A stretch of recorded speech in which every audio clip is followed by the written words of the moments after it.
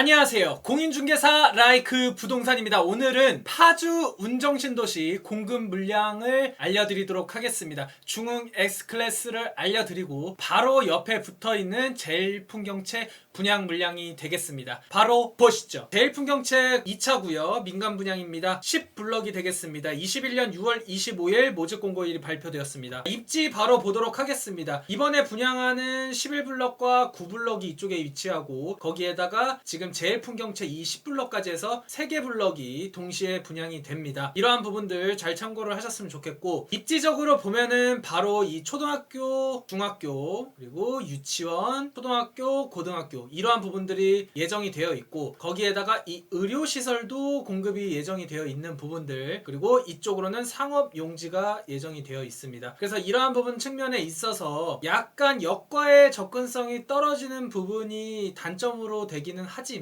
직접적으로 도보권으로 이용할 수 있는 곳들을 제외하고는 사실상 버스나 향후에 뭐 주차장을 이용해서 자차를 이동하거나 그러한 부분들을 이용해야 하는 거는 마찬가지이기 때문에 어떻게 보면은 조금 더 낮은 가점이면서 조금 더 저렴한 분양가로 분양을 받을 수 있는 찬스가 될 수도 있지 않을까라는 생각이 저의 개인적인 생각입니다. 그리고 이 녹지 공간이 많은 부분에 대한 강점과, 이쪽으로는 청룡 두천이 흐르기 때문에 이러한 천이 흐르는 곳과 주거 환경적인 측면에 있어서 좋은 부분이 충분히 있다라고 할 수 있겠습니다. 그리고 공공청사가 있는다라고 하는데 이 부분이 과연 구체적으로 뭐 나올지는 조금 더 봐야 할 것 같습니다. 그리고 이쪽 A7블럭은 또 제일풍경채 3차가 또 예정이 되어 있는 부분도 있겠습니다. 그리고 입지적으로 보시면 이번에 분양하는 곳이 이쪽입니다. 그리고 운정역은 이쪽에 위치하고 있고요. 나중에 3호선이 연장이 돼서 이쪽으로 들어오는 부분과 경의중앙선 현재 이용할 수 있는 부분은 이쪽에 있습니다. 사실상 멀어서 이용하는 데는 쉽지가 않을 것으로 예상이 됩니다. 그래서 이 부분은 약간 감안을 하시면 좋을 것 같고, 대신에 그만큼 경쟁이 다른 곳들보다는 덜 치열하기 때문에 이러한 부분들을 노려야 하는 분들, 잘 아시죠? 향후에 가점이 높아질 가능성이 없는 분들이라든지, 자금 조달이 힘든 부분이라든지, 직주 근접이 가능한 부분이라든지, 이러한 조건에 부합되는 분들이라면 저는 무조건 들어가는 게 좋습니다. 왜냐면 가점 커트라인은 84타입 기준으로는 50점대에서 아마 40점대가 거의 될 것 같은데, 분양 물량이 한 번에 공급이 되면서 중복으로 청약을 지원을 못하는 단지 같은 경우에는 상대적으로 조금 더 낮은 가점으로 당첨이 될 확률이 높습니다. 그렇기 때문에 그러한 부분들을 꼭 적극적으로 활용하는 게 필요할 것이라고 예상이 됩니다. 그리고 이쪽 주변으로는 출판 산업단지라든지 롯데 프리미엄 아울렛이라든지, 위쪽으로는 신세계 파주 프리미엄 아울렛이라든지 이러한 부분들이 있고, 그리고 지금 입지적으로는 조금 더 아래로 가면은 이쪽 홈플러스라든지, 더 아래로 가면은 이마트라든지 그러한 부분들 이용할 수 있고, 사실상 이러한 부분들은 제가 여러 번 말씀드리지만 배달 이용하시면 충분히 불편함 없이 이용하는데도 무리가 없을 것이라고 예상이 됩니다. 그러면 이번에 분양가는 얼마나 되고 주변 시세가 어떻게 되는지 보도록 하겠습니다. 파주 운정 제일풍경채 그랑 베뉴입니다. 33평형 4억 3,740만원이고요.